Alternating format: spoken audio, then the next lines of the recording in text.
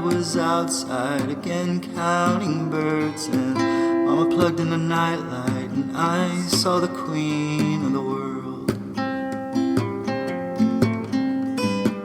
Mama plugged in the Welcome to the nightlight, Golden Hour and Birth I saw the Podcast. I am your queen of co-host, the Liz, world. and I'm your other co-host, Natalie. And tonight we have Jenn from Mississippi on. She is a postpartum support international coordinator and a stay-at-home mom of her 1.5-year-old son. I just have to we can't even not start out with this, that our babies were born on the same exact day that I love so much. So Jenn, thanks so much for coming on tonight. We really appreciate it. Thank you. Thanks for inviting me. I'm excited to talk to you guys. Us too. If you want to go ahead and start out with a little bit about your family and yourself, and we can go from there. Okay, perfect. So my husband and I and our little baby Noah, we live in the southern part of Mississippi. I'm originally from Pennsylvania. We have a little farmette starting. We have 14 chickens. We have 8 cats total, but some are outside, so it's not crazy cats in the house. We have 2 donkeys, and a dog. So we just kind of keep gathering animals. And I stay at home with Noah. That's awesome. Why did you guys get donkeys? I've heard that they're good for keeping wolves away and stuff. Is that a reason or?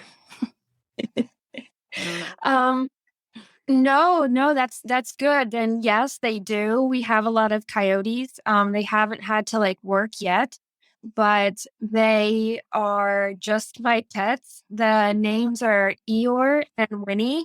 Aww. And they're miniature donkeys. They are they're like puppies. They're like dogs. Every time I open up the gate, they come to me. I pet them. I feed them. Every time I leave, they'll neigh, they'll make their donkey sound, they want me to come back. And we actually put the chicken in the coop and the chicken run outside where the donkeys are. So we have it's about an acre fenced in for the donkeys and the chickens. So they kind of just hang out with each other. And so far, no predators have gotten the chickens. So maybe they're doing some kind of work. But they're all so friendly. I love them. I love that. That is so cool. Cute. I love their names too. Eeyore and Winnie. It's perfect. Yeah. They are best friends. They get along together. They're always playing with each other. They're always grazing together.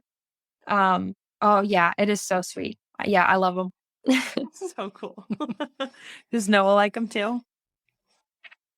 He does. Yes, he's a little rough. They'll put their heads in. He'll be sitting in his stroller, and he'll just slap their noses, and they have to back away. So yeah, it's a love hate. He loves them, and they're what is this little dude doing to me? Yeah. So, it's fun.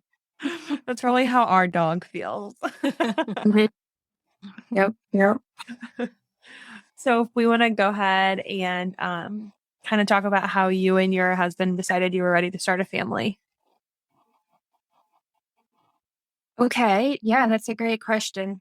So while we were dating, we knew that we wanted kids. And I knew that I kind of wanted to start sooner than later. I guess it was just a personal preference. I mean, I'm not young. I'm going to be 28.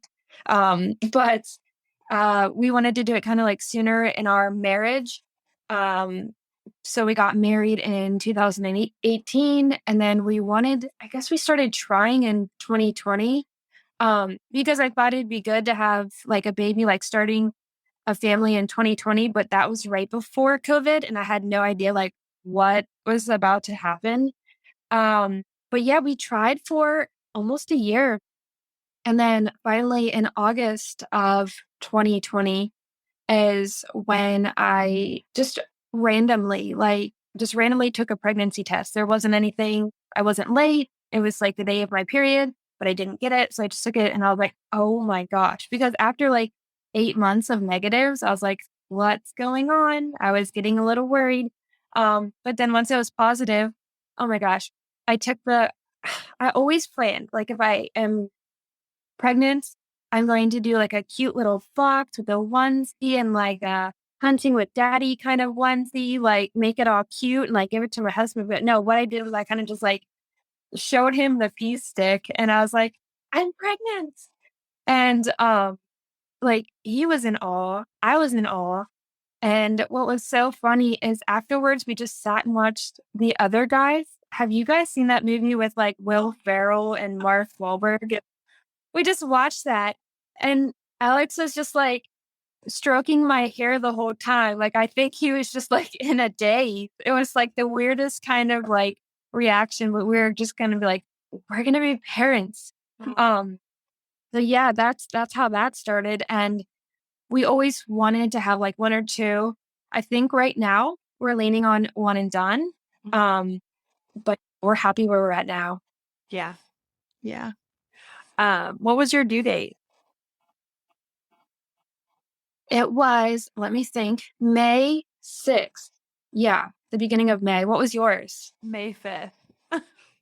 That is so funny. Okay, so Yeah. when you did your announcements, did you write like baby coming May 2021? Yeah. And then your baby came in April? April. Yep. Right. We had like these professional pictures done where we got married at the Outer Banks in North Carolina. Mhm. And I had a big chalkboard that said baby homes coming May 2021. And I sent that on like every Christmas card. And then he comes the end of April. I know. I was like, no, he cannot come on April. Like my favorite number is 5. He was due 5/5. Yeah. But That's how. now I love his birthday. Yes. Yeah. Yeah. Well, with Noah's birthday, it's perfect. This is so not Pennsylvania me, but it's crawfish season down here. Yeah. So we our family over for his birthday and we have this big crawfish foil. And his theme last year was Pinch Me, I'm One. Mm-hmm. So we're trying to roll with that theme every year and just that it's like gonna be like a big crawfish foil for every birthday. So it fits even. I love that. I feel like I saw one of your Instagram pictures. Mhm. Yeah, yeah. It's fun. So how was your pregnancy overall? Overall, my pregnancy, I would say the beginning of my pregnancy was fantastic. And my stepmom even called it a unicorn pregnancy because I didn't have any morning sickness. I was a vet tech when we were up in Pennsylvania. I worked in the vet clinic during COVID. So I was going outside, getting the cats in the cat carrier, bringing the dogs in. I was just like working so much. And I didn't have any seriously, I didn't get sick once. I felt totally fine and everything was good. My mood was good like the whole time. So yeah, I was smooth sailing for the first 20 weeks. And I guess what kind of put a little damper on the pregnancy was at the 20-week ultrasound, Noah was in the breech position. But the ultrasound technician said, oh, don't worry about this. It's totally fine. He has time to flip or to go head down. And I was looking into breech and stuff, and I honestly wasn't really too phased about that. Because I don't know why, but I thought, well, I have a long torso. He has room to move and to wiggle and go head down and stuff. But no, from 20 week on, he was breech. His head was right at my ribs the whole entire time. So uncomfortable. It really was. It really was. Yeah, because at the very end, it was almost like he was standing on my hips. It was almost, it was, oh, by the end of the 39 weeks, I had a hard time walking. Yeah. Were his legs ever very up and out, I guess? Right. So one leg seemed to be down the whole time, and then the other leg was kind of like up, um, like close to his face. And when he was born on the baby scale, his legs were like straight back, like almost like his legs were almost touching his ears. And I thought, oh no, everyone's gonna make fun of him. He's great, so funny. I'm gonna keep him in a swaddle. But no, his legs adjusted, Yeah. and oh, he's great. He's great. And we had to get his hips ultrasound when he was like, was it 6 weeks or something? And they said no signs of hip dysplasia or anything. So that was really good. That was a blessing. Yeah, absolutely. Yeah. Did they ever mention like trying to do a what's that thing when they turn the baby? E external ECV or something like that. Yeah. Yeah. Yes. And we had to talk about that. And my OBGYN said, she can do it, she can try, but she said like the chances of it, she said that she was one of the best in that clinic to do it. But she said the chance of him like going back up is super high. And also, I guess it's kind of extensive on how they do it and stuff. So I actually opted out of doing that. And I kind of thought like there may be a reason. I'm not going to do too much like outside stuff. Um, but yeah, we decided not to. But I did do some like yoga. That didn't work. But yeah, we talked about it. But we didn't see that. Yeah. There's so much out there, but sometimes those breech babies are just too stubborn that they're not going to turn. But I mean, he's perfect now. So He is good. And we kind of think we know the reason why he was breech. And this is what my doctor was saying. She said that Noah might have tried to go head down, but like kind of like got stuck on my hips and then went back up. And when he was born, his head was greater than the 99th percentile. So we think he has like a big head, and he's totally normal looking now. Like he doesn't have an abnormally large head. But we thought, well, maybe that's why he had a big noggin and it hit my hips. I don't know, but Yeah. he's out. Yeah. He's good now. yeah, he's super cute. Thanks. So if we want to go, or anything else that you want to add from pregnancy? No. So pregnancy was totally fine. I think I started worrying around 20 weeks because I felt like there was a lot of pressure to get him to go head down. And then a lot of friends would be like, well, did you try acupuncture? Did you try the spinning babies method where you like go on the couch and go head down kind of thing, hoping not to be, and I tried that.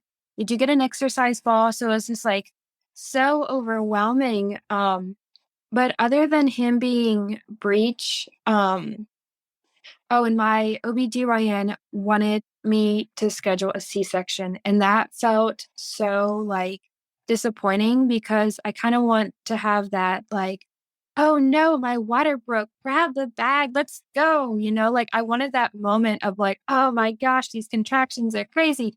But yeah, I wanted all that. So hearing that I was going to have like a scheduled C-section, I was like, ah. But yeah. Yeah, I hear you. Yeah, it's always hard to like have to change your expectations and pivot. It's a big theme of ours. Yeah. But yeah, that's like all of motherhood, I feel like at this point. Yeah. And trying to get like all of these external people like telling you this worked for me or that worked for me.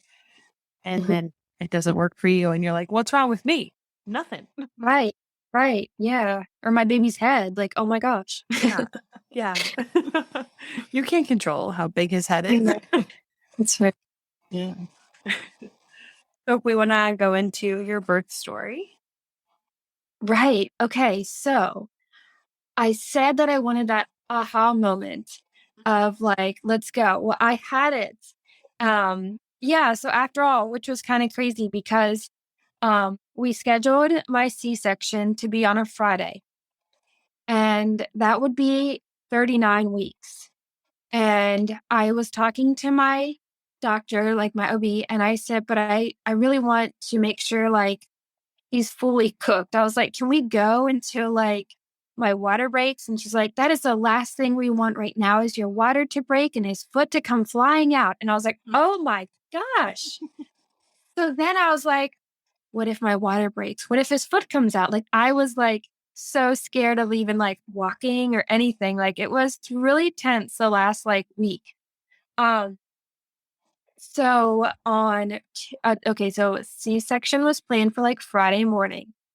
On Tuesday evening, um, okay, so we watched Family Feud every single night in bed, my bed, and after Family Feud was over, I went to the bathroom, and then as I was getting back into into the bed after going to the bathroom, something was coming out, and I was like, oh, not like his foot, but like water, like something like what it was coming out, and I was like, oh my gosh, I think my water broke. And I was like, yes, this is a moment I've been like waiting for. Like my water broke. And I went to the bathroom and I was like, Alex, come here, come here. And Alex was like stumbling because his foot had fallen asleep and he didn't know that his foot was asleep. So he's like, I'm coming. But he was like limping in the bathroom. And I was like, do you hear that? He's like, what? I hear it. What? I said, I'm not peeing. I think my water broke. It was so weird. It's so graphic. So we called the hospital and I said, my baby is Breech. I think something like water, like amniotic fluid or something. I think my water broke. And they're like, oh, if he's Breech, come in right now. And I was wearing like Nike running shorts. And by the time I got there, they were like, do you still feel like liquid and stuff? And I was like, yeah, yeah. And they're like, we'll go in this room and then we'll test it like on a pH strip kind of thing. And if if it's a certain color, I think is like green, then it's your amniotic fluid. And I was like, guarantee, like it's going to be green. It wasn't. I was like, guys, I'm not peeing myself. Like, I promise I'm not peeing myself. And my OB came and she's like, nope, your water, it didn't break. And I was like, what? Like, and we still have no idea. Cause I promise you, like, I wasn't peeing my pants. And so this is funny. I've never told this story really before.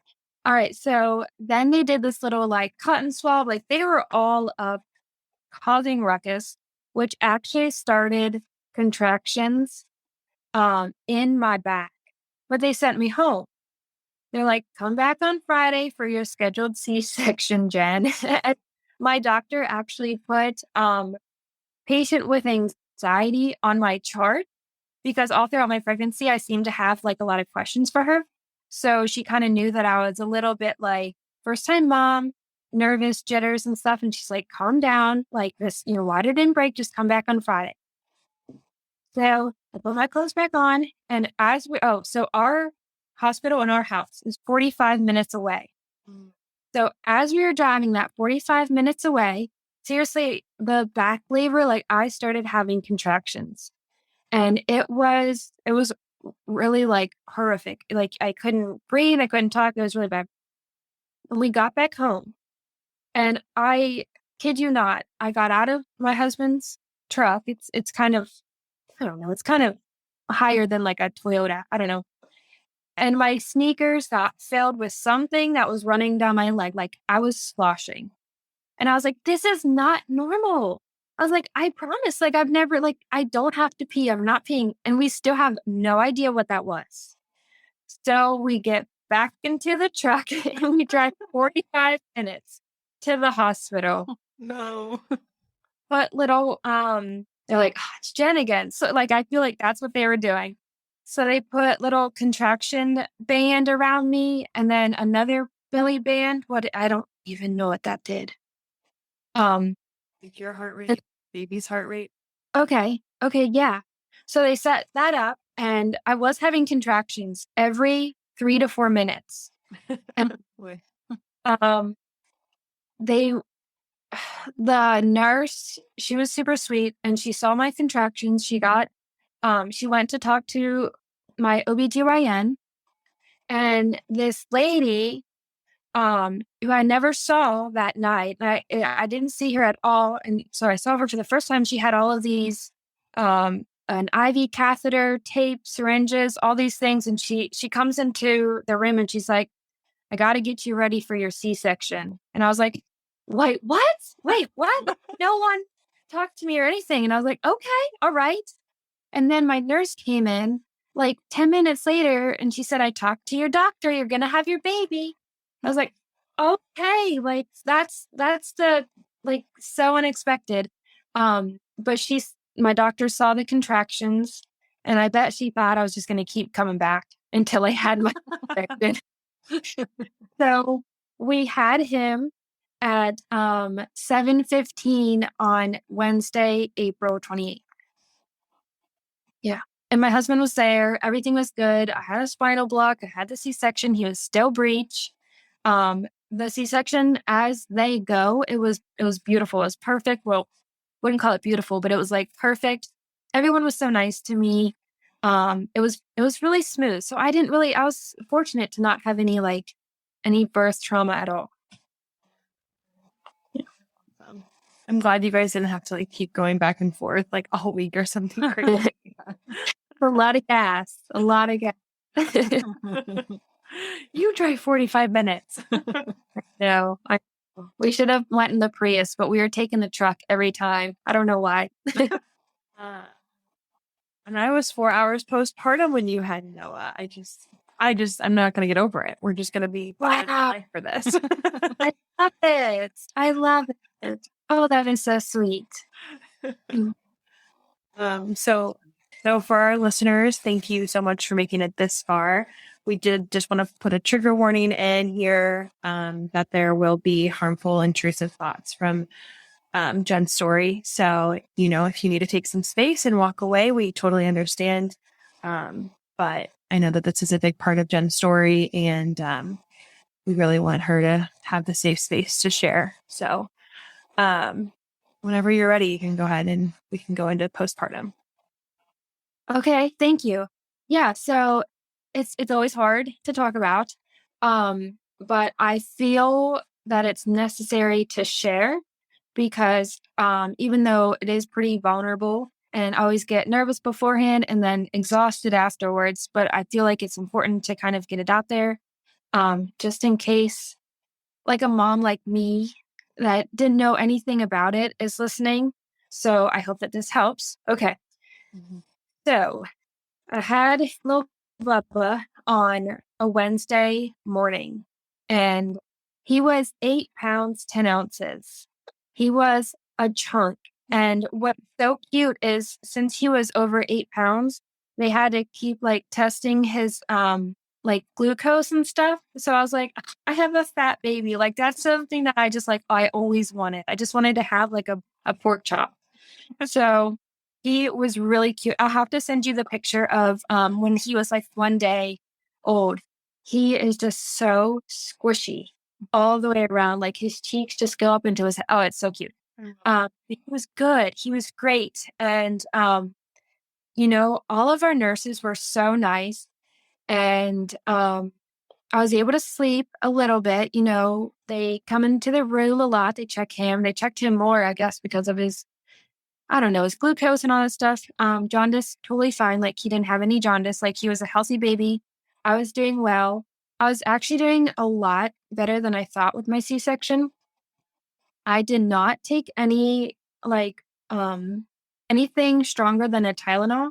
I just didn't really want to take any of those like strong medicines. I guess just for, I don't know, I wanted to see if I could do it just with Tylenol, and I could. So no complaints. Like everything was perfect. So something bad had to have happened. Like we have to have some kind of bad. So it was Friday morning. Like I'll set the scene. It was sunny. Our curtains were open. We were in the hospital room. I was in my bed and my husband went to go get breakfast down in the cafeteria. Like, he got his own and he would just bring it up in a box. And he said, well, do you want to hold Noah while I go get breakfast? And I was like, yeah. So I was holding him, and he was swaddled, and I took the swaddle off a little bit, and I like was rubbing his arms. And I remember like, "Ah, this is such a perfect, beautiful moment." So I stopped and I prayed, just prayed over Noah. And I prayed that, we're going home today. I hope that everything goes well at home. And after I ended that prayer, I had this, and this was the first intrusive thought. So I had this vivid image that just popped up in my head of me tossing him out of my arm and his body bouncing on the floor. And after I like prayed, I think I said, holy shit, like what just happened? Um, so that just made my heart start to race because I never knew. I seriously, like, I never knew what an intrusive thought was. So I didn't know what I was experiencing. And I remember just thinking, like, okay, like, dear Lord, I don't know what just happened. Just please help me to like stay calm. And then once my husband came in the room, we ate breakfast. Everything was fine. My OB came to check me out and she asked me how I was doing. And I told her that I was doing well because I was. Mine is just that one little hiccup. I was doing well. And she said, some mamas are just better and less anxious when their babies are in their arms than being pregnant. And I was like, do you mean that? And she said, I do mean that. I was like, so I'm going to be okay. And she said, you're going to be okay. And I was like relieved to hear her say that. Then my postpartum nurse discharged me after doing that depression scale. And I scored well. Like, I didn't score any negative thing like on that depression scale. The only thing that I said yes to, or like most likely, was, do you blame yourself for things that like are out of your control? I don't know the exact question, but I do. So I said yes to that. And she was like kind of a little iffy. But other than that, I was happy. Everything was perfect. I went home.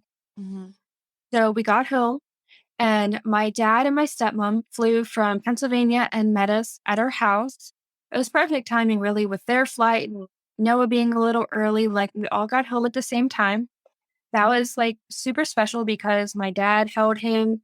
My dad was so happy. This is his first grandchild. So yeah, I only have a brother, and he's not even in the dating world. So this is the first grandchild, maybe one and only, but yeah, everything was perfect. And we all were in the living room, and my husband was like, would you want to take a nap right before dinner, like while we prep dinner? And that sounded so good to me. I was like, yeah, I would love to take a nap. So we went into the lazy boy, and Alex covered me with a blanket, and I closed my eyes. And when I closed my eyes, I was just kind of like thinking about the day and stuff. And then I had this intrusive thought, my second one. It involved a hammer. It involved me doing harm to Noah with a hammer. And that is when the whole downward spiral happened. I was so terrified of having that thought. And it just caused so much like distress and so much anxiety that my neck started to get hot. I had this tickle in my heart. My heart started to race, and I just opened up my eyes. I was like, I cannot close them ever again. And I remember saying that, I can't sleep. So I walked into the bathroom, and I had this like, what is going on moment with me. Because when the thoughts were coming in, and they just flooded my brain. Like, the more I panicked, the more I tried to push them away, the more they would happen. And it was all harm. It was all me doing the harm. It was intense. So in the bathroom, I was kind of debating. I thought it was psychosis because you hear those scary stories of moms like drowning their babies and causing harm to their babies. And I thought, holy crap, this is the start of psychosis. Like, I seriously thought I had it. So I don't remember if it was that that time that I went to the bathroom or the time after that. But I was just going to kill myself in the bathtub, and so that I wouldn't be a threat to Noah. And the only reason I guess I didn't go through with that is because I was in the bathroom a little longer, and my husband just came in and he's like, "Are you okay?" And I was like, "I am not okay." And I started crying. I just hugged him and I said, "I don't know what's going on with me." And I was just in tears. And I said, "I keep having these scary thoughts." And he asked me, I think he asked me, like, "What are you talking about?" And I said, "I promise, like, I will never hurt Noah." I said, "I promise I don't want to hurt him. Never." I said, I don't know what's going on with me." But I told him and I told him the thoughts. And he's like, "All right, well, and he's so cool. He's so calm. He is the opposite of me. He's like, "Take a deep breath. We'll talk to your OBGYN on Monday. You'll see her first thing on Monday," because this was Friday night. He's like, "Let's just see if we can get through the weekend." And I was like, "Okay." And I didn't tell my dad or my stepmom that night. But I couldn't sleep that night because every time I closed my eyes, a scary thought will pop in. And as soon as it popped in my head, I would just sit right up in bed, and I would just I couldn't breathe. I was crying. We were praying so hard and I was crying so hard. It was a nightmare. It was an absolute nightmare. And he's like, "There's light at the end of this tunnel. I promise you there is." Because I was telling him, I was like, "I can't do this. I don't want to do this. I can't go through this ever again." And he knew that. I think he knew that I didn't want to be in that moment, kind of thing. But he's like, "I promise there's light. I promise." And I was like, "I can't see it." I remember that. I was like, "I can't see it." Um, so we got through the weekend barely. I told my dad, I told my stepmom, I was like, "I am struggling with these scary thoughts." And I told them, and um, my dad was like, "Just don't share them with your doctor because they may call CPS on you." And I was like, "Oh my God." And then I start crying again. I was like, "They're going to call Child Protective Services and they're going to take Noah away." I was like, "I can't have that happen." And I was breastfeeding. Um, I was like, "But I don't know. I didn't give him any formula. I haven't pumped yet. He can't be taken away from me." Like, it was just awful. Um, yeah, it was really bad. Do you have any questions before I go into what my doctor said? Just while you were saying that, I'm thinking and you're caring for a newborn and recovering from a C-section, just all of that on top of the intrusive thoughts. That's so much to handle. Yeah, it wasn't fun. Wouldn't recommend it. It was terrible. Yeah. And it was, oh wait, here's a big part. I didn't know what they were called. This is a big part. So I think it was Saturday evening. I finally got my phone. I wasn't on my phone at all. And I got my phone and I sat in the couch, kind of away from everyone. And I was trying to see if it was the start of psychosis. So I searched postpartum vivid thoughts. And if you search that now, there's a helpline that comes in the first box, and then another thing that says intrusive thoughts. And I pressed on that link and I was reading it and I was like, intrusive thoughts. How did I not ever hear that word before? I had no idea. And I showed my husband the article and I showed my dad the article, my stepmom, and I said, "This is what I'm having. I'm experiencing something called intrusive thoughts." And my dad was reading the examples, mothers can get intrusive thoughts of drowning their baby, stabbing their baby, etc. And my dad was like, "Oh, okay." He didn't know what to say. It was very uncomfortable. It was very unsettling. But it was a nightmare. It was a total nightmare. So when I saw my doctor that Monday morning, she asked me what was going on. And I asked her, I said, "Have you ever heard?" And I brought up the link and I said, "Have you ever heard of something called intrusive thoughts?" And she's like, "Well, yeah, of course." And I was like, "Well, I I never did. And I was like, I'm experiencing these. And I said, and then I started crying. I was crying. I was sweating. I was stinky. I was so postpartum. It was a nightmare. I was like, I'm having these scary thoughts and they're so bloody. And I said, I promise I'll never hurt my baby. I don't know what's going on. I was just rambling. And she sat down beside me and she's like, you have severe postpartum depression. And I was like, but doctor, oh, I don't want to say her name. I was like, but you said I was going to be fine. And she's like, well, you're not. And I was like, oh my gosh. She's very wonderful, but she's to the point. Like she doesn't really sugarcoat anything. Yeah. So I was like, but what can you do? I asked her for a hormone cream. I was like, can I just take hormone pills? Can you just give me like a cream? And she's like, no, you need to get on an antidepressant. I was like, no way. Like I never, ever wanted to take any kind of pills like that. I didn't see the need to beforehand.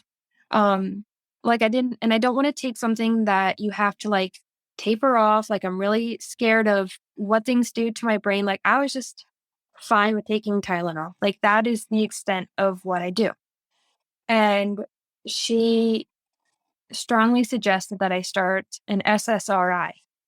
And she gave me two options. And one was Zoloft and the other one was Celexa. And she talked about them both. And for some reason, we both decided on Celexa. It was a low dose of like 20 milligrams. And I started it that night. And I've been on it ever since. Yeah, good. Yeah, medication is life-saving for sure. Yeah. Antidepressants. It did. It almost like, so I still had and still kind of have some thoughts come in. But it is so like intermittent. It is so good. That along with therapy and along with skills, they've almost vanished, which is incredible. And the last session I had, I finally found a psychologist who specializes in it's called postpartum OCD because you have the intrusive thoughts, so like you have the obsessions, and then you perform compulsions to kind of like relieve yourself. And mine were like praying or hiding the knives. Like if I didn't see them, I thought that maybe I wouldn't have intrusive thoughts. So I tried to like hide everything, reassurance seeking. I would say like to my husband, like, am I okay? Is Noah okay? Like totally like I would just, and then the cycle just, it was a vicious cycle. But yeah, I have a psychologist and I see him like monthly and we're actually talking about weaning off the SSRI to see how I do with just like skills and stuff because I really don't want to have to, but if I have to, I will. But I just want to see how I can do off of them. Yeah.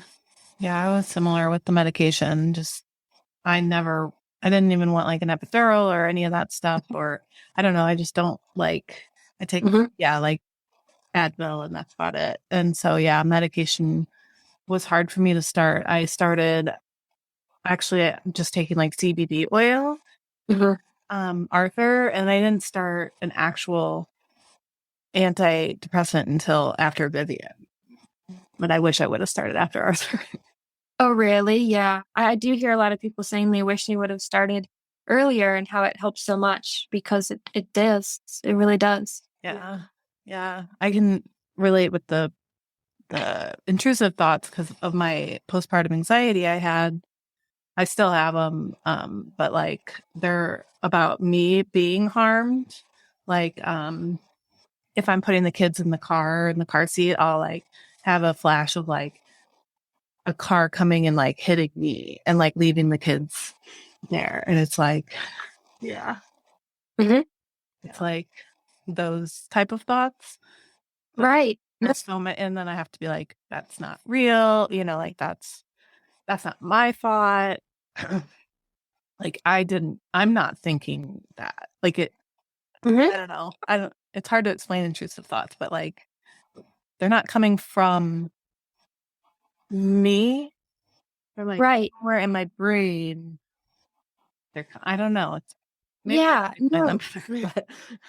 I know I'm like the queen of intrusive thoughts here. So you're describing it perfectly. So there's this little cartoon, and it has the fear brain like right here, and then it has like your logic brain right here. So like your fear brain is like that scaredy cat that like, oh my gosh, like what if there is like something in the woods? What if there's like a car coming towards us? Like that fear brain, um, I guess anxiety driven, it just makes up these situations to kind of keep us on our toes. And then the logic brain is kind of like is us, like that's stupid, like no, like that's not going to happen, like calm down, that's not my thought. So what happens is the fear brain, I guess mine was in like overdrive, just sending out, I call them like spam messages, just like, oh, well, what if you drown your baby? What if you do this? And the more you react, like with anxiety, he thinks, oh, well, I'm going to just keep producing these. I'm going to keep making them. So what you have to do is kind of like diffuse them. And what I do is I'll say, that's an intrusive thought. It causes anxiety and it can leave whenever it wants to. So the more you kind of like just act like, okay, whatever, the more the fear brain totally tones it down. I mean, it took me 16 months, but I'm doing it. Yeah. That's a really, really good way to like shut it off or like at least shut it down. Yeah. Thanks. And it always seems like that too in like real life. Like, you know, I know that like when I was having postpartum anxiety, I like said it out loud to Liz, and then I'm like, it feels like it almost like just like lifted off my shoulders. Good. Yeah. It's great to talk about it, never to like hold things in. Yeah. And once I knew like the intrusive thoughts, that was what they were. Yeah. It was like, oh, well, yeah, that's not me. Like, Right. And like, I didn't have psychosis after all. Like, I'm here. Yeah. And actually, there's this Instagram, Jenna Overbaugh. She shared this link that there is a new study that shows that moms with intrusive thoughts are actually like less likely to do any of that. Like they are like, if you have it, that does not mean that you're going to do it, which obviously when it causes you so much distress, like that's definitely a big sign, like no. But I guess when you have like these scary intrusive thoughts and they kind of are like with your values, then that's obviously the red flag. And then that can kind of go towards like the psychosis. But when it's like scaring the crap out of you, that's a good sign. Yeah. So like I guess I'm like wondering, how did you feel about being around Noah after you like told your husband, I'm not doing okay? Like what was that like? No, that's a great question. It was terrifying. I didn't want to hold him. I didn't want to be alone with him. I didn't want to breastfeed him alone. I didn't want to look at him because when I did look at him, I would have a scary thought and it would be bloody. And so I definitely thought that I needed someone to babysit me the whole entire time. And even my husband was like, I have to mow the yard. And I was like, no, you don't. I was like, I need you to stay in here. Like I was like 5-6 days postpartum. I was like, it can wait. It can totally wait. Like I did not want to be alone. So yeah, I was terrified to hold him. And that's actually a good exposure. Expose yourself to something that scares you, which is me holding Noah. I was like, I don't want to hold him because I don't want to throw him. I don't want to do this and that. But the more I did, the more I showed myself like I'm not harmful and I'm not going to harm him. So I guess yeah, because you're making the decision to not do that. Yeah. Right. Yeah. When did you kind of start feeling better? I know you said that the medication helped like pretty quickly, but like when did you I guess my question is, did you feel like sad and, depressed that you had that kind of hard beginning? Oh yeah, absolutely. Yeah. So, uh, yeah, I was super depressed. I was super anxious. I would like dry heave and cry, and I couldn't do anything. Yeah, I was uber depressed. I would say I started. So, two things. I had a friend reach out to me and she said, "Hey, I saw that you had a baby. How are you feeling?" And I was like, "I'm terrible." Like, this was when I was like maybe the night that I was going to commit suicide. I was like, "I'm terrible. I'm not doing well." Um, and I told her about the intrusive thoughts. I said, we all just went on online and saw that there's this thing called intrusive thoughts, and that's what I'm having. And she said, "I know the person that you need to talk to. It's a person in our hometown who actually runs a postpartum group in Pennsylvania. And she was a mom. She is a mom. She has 3 kids, and she had postpartum OCD. Same intrusive thoughts that I had. Harm coming to your baby, like from your own doing." And she said, "I'm going to have her reach out to you." And that night, this woman, her name was Sam, and I've talked about her in my previous podcast. She was like, "Hey, I heard that you were having a hard time.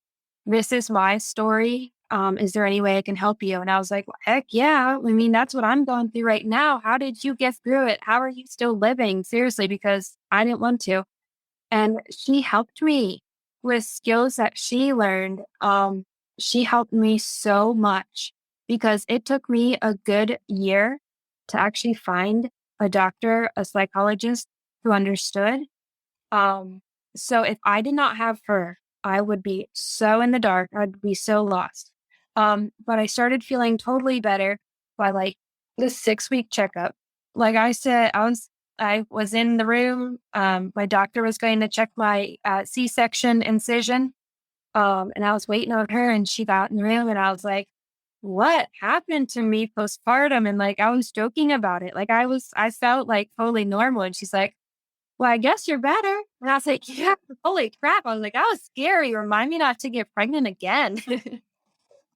Yeah. So around 6 weeks, thank God, with like therapy skills that I just picked up. And I listen to a ton of podcasts. Like I'll search postpartum OCD, and there's like a world of moms out there. It's something I never knew existed. Yeah. I'm so happy.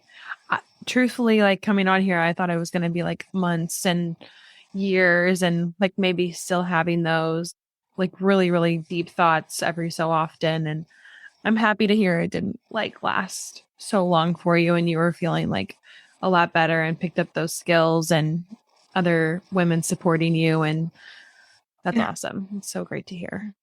Thank you. Yeah. Yeah. It's better now. Way better. Yeah. Yeah, and it's so important to like tell your story too, because there's so like I didn't know what postpartum anxiety was. You didn't know what intrusive thoughts were, like postpartum OCD. There's all these things that like we're just not educated about. And there's a test for postpartum depression and that's it. And it's just, yeah, I don't know. But you're part of the Postpartum Support International. Is that what it's called, right? Right. How did you get involved in that? I reached out to them for support. um, and I remember that the one person for South Mississippi never got back to me. So I was like, well, I'm going to do this better. So I became a coordinator. Um, and now when moms like email me, I am like so quick to respond to them. And I thought that I would be able to help because during my postpartum, like I said, it took a year to actually find someone who could help me with intrusive thoughts and like the OCD cycle. But along the way, I probably emailed and reached out to like close to 20, 25 therapists. So I already have like all of that information. And I seen, I think, 5 therapists, 1 psychiatrist, who scared the crap out of me. So I have like good ones that help with like depression and anxiety, but then I also have um like the psychologist that I see now, he's really wonderful with like OCD. So I feel like I have enough resources where when moms reach out to me, um, I kind of ask them like what's going on, and then I steer them hopefully in the right direction. Mm-hmm. Yeah. And it's just a passion of mine now. Like before, seriously, never heard of postpartum anything but postpartum depression and psychosis. That is like the only thing. Yeah. So now I have this drive to help moms, and I'll even like share my story sometimes in Instagram posts. And there are so many moms that have messaged me through Instagram and on Facebook who say that they thought they were the only ones. And I was like, yeah, I was there too, but not anymore. So I try to help. Mm-hmm. Yeah. Which, I think I found you in the Facebook group, right? The Postpartum International. yeah, And I read your story and I was just like, oh my gosh, I resonate so much with her story. And so I was like, we have to have her on podcast, but you're just doing like such good work there. And Yeah. it's just really admirable for you to like be so vulnerable. right. And in high school, I never raised my hand or like answered any questions. Like that's not me. Like I am very timid and very like I don't have a lot of confidence. But if I feel like I'm helping someone and hopefully like saving lives, like that kind of gives me the confidence that I've never had. So, I mean, I hate that I had to like struggle so much, but at like the other end, like I feel like this is my story and I feel like I want to do something with it. Yeah. How do like you feel now? I know that you say like even if they do come up, you're kind of like shutting them down, but like day-to-day basis, how do you feel? Wonderful. I seriously feel back to normal. They do still like I'll get 1 or 2, Um, but there's this part of a book that I was reading. It was called The Happiness Trap, and it's called diffusion. And it's a skill that you learn. So if you say to yourself like, "Oh, I need to go get milk," kind of like, does that give you any anxiety? No. That is the kind of response that you need to give your intrusive thoughts, like no attention whatsoever. Does that make any sense? Yeah, that makes Like, perfect sense. like don't get worked up. Like, don't like try to like, oh, I don't want to think about getting milk. Like, don't do that. Like do that. So you kind of Not just what I like, think about them. yeah. Yeah. So you just like diffuse. And that's what I do now. It's like if a scary thought comes up, like I have like no anxiety response. I know I'm not going to do it. I know what it is now. So go away as fast as they come. Yeah. Knock on wood. Yeah. Yeah. Yeah. Again, like I'm so happy that you're like sharing your story, and like being so vulnerable because like I know for me, it felt like so good and like filled my cup up when I was like helping friends of friends who like I don't have a relationship with, but like they're pregnant and like they needed something. And I'm like, I am there for you. Yeah, I got you. Yeah, that kind of thing. Yeah, Yeah. it's perfect. Yeah. Women supporting women. Yeah. And I'm so happy that like our generation is speaking out about it more. Yeah. And just like not suffering in silence anymore. Yeah, I actually talked to a mom. I won't share anything about her, but she's in her 40s. And so she's not my age. And I guess she's not anywho, she had the same thing I did. And when she went and talked to her doctor, they put her baby and her husband in a padded room. So I am so glad that we can now talk about it and not put in a padded room and actually get the help and the support that we need. Isn't that scary? Yeah, that's really scary. That breaks my heart.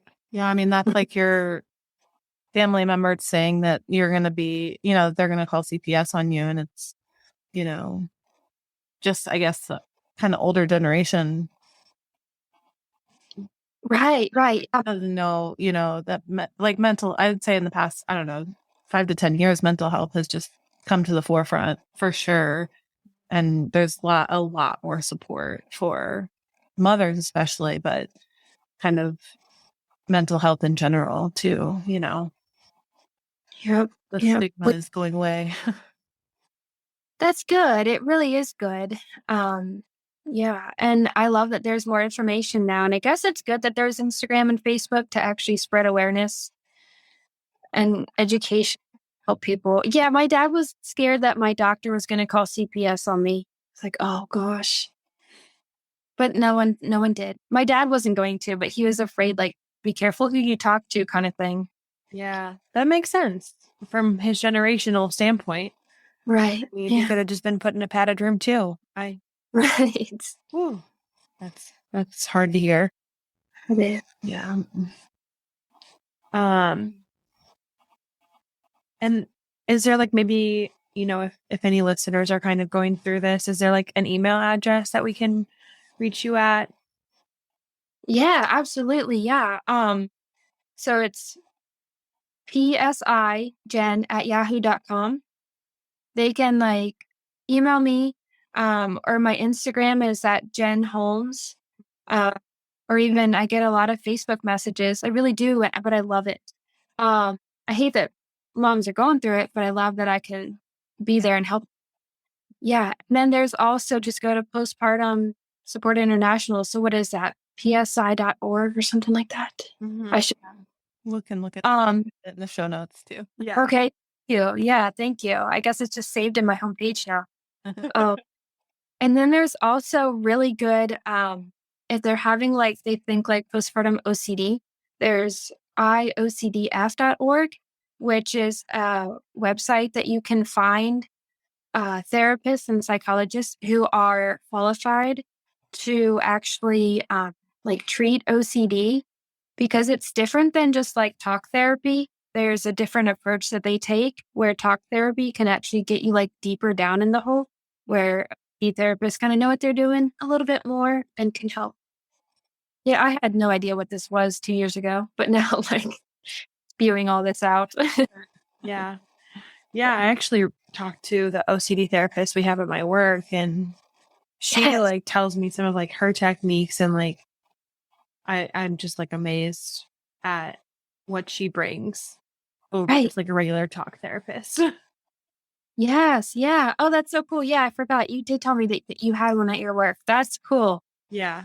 Yeah. And we talked about just like perinatal and postpartum OCD, and she just gave me like a broader understanding of OCD in general. I was so naive to all of it. So it was really good to hear like your side of the postpartum and prenatal part, and then just also like knowing the other part of it without the pregnancy. Yeah, thank you. And I actually had no idea what OCD was too. I thought it was like you're afraid of germs, so you wash your hands. Like, but I have it, and I had no idea what it was. And now thinking back, like I experienced like some intrusive thoughts, I guess, before my baby. Like, did you guys ever have like an intrusive thought of like, you're driving down the highway and like, oh, well, what if I take my car into the woods? I hope you guys had that. Or am I the only one? No, I definitely have Yeah. that. Mine was, it came up when I was listening to your other podcast episode. I was on an airplane actually, but I remembered it from listening to your story. When I was pregnant with Arthur, I would have these like thoughts if I was like cutting a knife or cutting an apple or something. Not that I was going to stab myself, but it was like I would accidentally. They're always accidents for me that I would walk into it. Or they're just strange. Mm-hmm. No, I had that same one. Yeah. I had that same. And if you listen to the other podcast I was on with Jennifer Silliman, she had that same exact intrusive thought too. Yeah. It's weird. There's so many that we have like the same ones. It's the brain is stupid. Yeah, it's really weird. It's wild. It's almost like a horror movie, just like playing in that fear brain that you were saying. Like like continuously rolling. That's Final Destination, or like the Saw movies. Like, no, thank you. Well, Jen, is there anything else that you want to share, add? No, I'm thankful that you guys asked me. And thank you for inviting me and letting me share my story and all the craziness. Yeah, you're welcome. And thank you for coming on and being so vulnerable and sharing your story. We'll have the show notes, which will link Jen's info. I mean, you have a great resource right there. And I think that she's already supporting women in the way that all women need to be supported. So, you have her if you need it. So yeah, thank you so much, Jen. It was so great to talk to you and see you and everything. I really appreciate you sharing your story. Thank you. Thank you so much. Yeah. And have a good night. You guys too. Are you too? All right. Yeah. Thank you so much, listeners. And feel free to find us on Instagram and rate and review us on Apple or Spotify or whatnot, and help us get out to more listeners and spread the word. Yeah. And we'll see you next episode. Thank you. Thank you.